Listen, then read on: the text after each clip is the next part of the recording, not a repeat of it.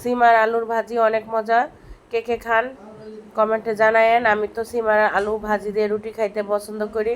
তো আসসালামু আলাইকুম গাইস, সবাই কেমন আছেন? আশা করি সবাই ভালো আছেন।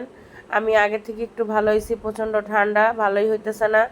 যাই হোক, আজকে শুরুতেই সকালবেলায় রুটি আর ভাজি করে নিলাম। রুটি বানানো তো প্রতিদিন সকালের রুটিন। তো আজকে রুটি ভাজিতে খাবো। সিম আর আলুর ভাজিটা অনেক মজা লাগে। তো শুরুতে এখানে সিম আর আলু ভালো করে কুচিয়ে নিয়েছি, ভালো করে ধুয়ে পেঁয়াজ মরিচ ভেজে হলুদ লবণ দিয়ে ভাজিটা সুন্দর করে বসিয়ে দিয়েছি। ওদিক থেকে আমি রুটিগুলো বানিয়ে নিব। সকাল সকাল রুটি আর ভাজি খাইতে কিন্তু বেশ ভালোই লাগে। তো আমার ঘরে প্রতিদিন রুটি আর ভাজি চলে। তো যাই হোক গাইস, এদিক থেকে আমি ভাজিটা নাড়াচাড়া করে নিচ্ছি। আর এখন সিজন চেঞ্জ হইতেছে, অনেকেরই ঠান্ডার সমস্যা শুরু হবে, সবাই একটু সতর্ক থাকবেন।